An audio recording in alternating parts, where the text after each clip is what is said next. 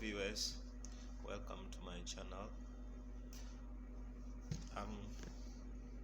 Today I have a very short video for you here, and today we are going to talk about security. In these days, security is a very big issue, and a whole lot of people fall victims to these fraudsters in the internet. They do a whole lot of scams, and people are being scammed without being aware that they provide this information, making themselves vulnerable for scammers to use them. And today we're going to talk about some few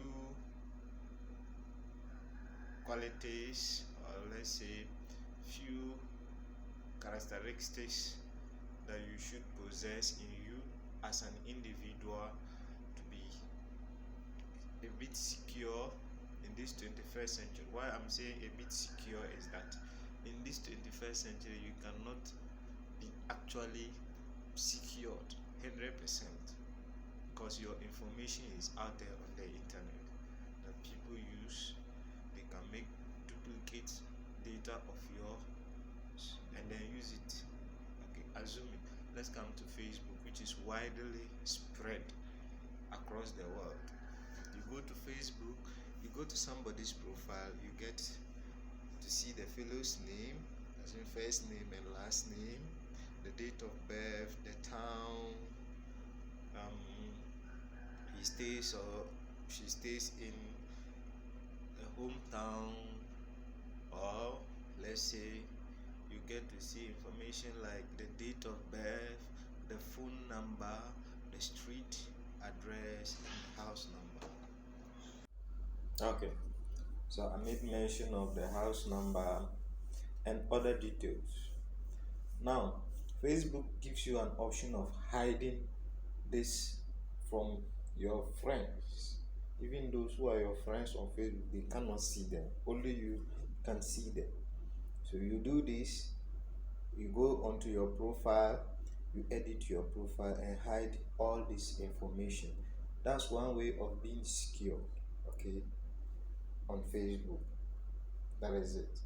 Now, I was saying about the social engineering thing, which is going into your Facebook profile, gathering information about you, maybe creating a profile of yours, and they use that in your name, asking for money from your friends and close relatives whom they know would actually give money to them. Okay, that is it. That is what we call social engineering. Very good. Now let's come to the other part, which is actually second item that I'm talking about. Is passwording of what? Profiles. When it comes to passwording, there are some key information that you should be aware of. One, your date of birth, which is public, and it can either be at your workplace, okay, maybe you are filling a form, you are applying for school, they actually see your date of birth. That is the day, the month, the year, your phone number, your house number, your parents' numbers, your parents' name, your daughter's name. Those sort of information that are common around you, you shouldn't use that to create a password. Okay? You should never use that to create a password, because hackers can actually get this very easy. And that is what I was saying in social engineering. You create a password, then the fellow will come to guess the password. First of all, let's see, when was he born? He was born in 1985. 1985, okay.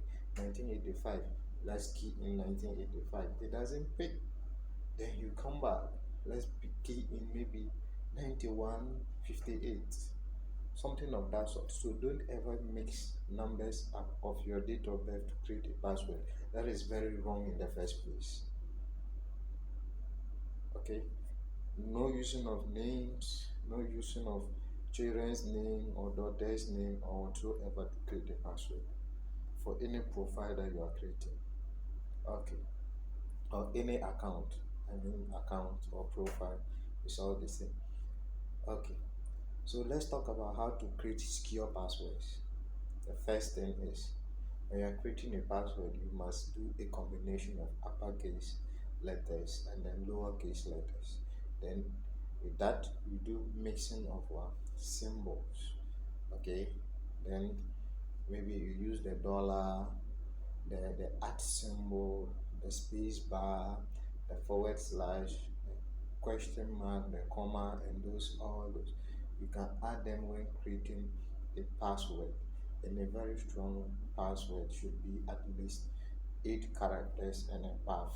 When I say 8 characters and above, all the characters that you are keying in the A, B, C, D, the comma, the question mark, the space bar, those things, or they should sum up to 8 and above. That is a very secure password. Okay, so that is it of creating of passwords. This is a very big issue nowadays. You get people, oh, I'm scammed on Facebook. They access my Facebook account. I don't know how they did it. I don't know how they do that. These are all the information that we provide by ourselves, which are making us vulnerable to those hackers. So this is another issue that we should observe. Good. Then let's go to the third issue. The third issue here is connecting to any Wi-Fi hotspot network you get around. Now we people have become so adamant that we want cheap things.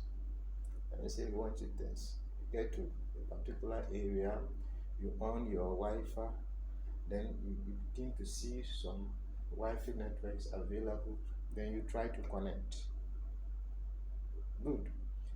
In cyber security, there are actually virtual Wi-Fi networks that people create, and the main source of this is to collect data of what those who connect to it. So you see a very open, unsecure wireless network. You connect to it. It doesn't ask you for a password, and you connect. You are happy. You think you are browsing free. They are also picking your data, your pictures, your phone numbers, your browser cookies.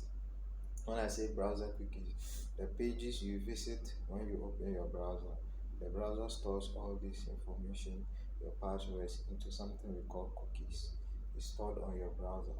And when you connect to this wireless network, it can actually be programmed to pick this information, which is very, very sensitive.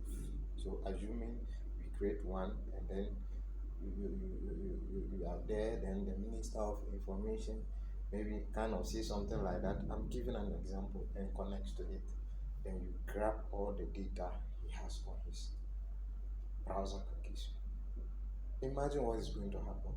So this is another issue. You shouldn't connect to this sort of open Wi-Fi networks. That is very wrong. That is very wrong. Good.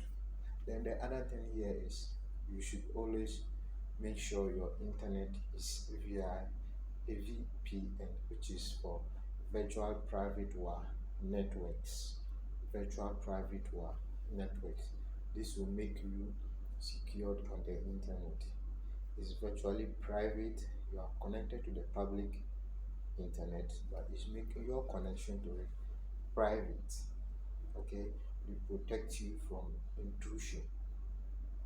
Okay, it protect you from actual intrusion of other networks. Okay, that might try to access your information. So I'll stop here.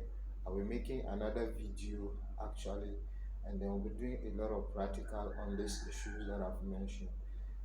That will be somewhere next week. Thank you very much. Do subscribe and like. If there's anything, leave a comment below, and then I will work on that. Thank you. You're welcome.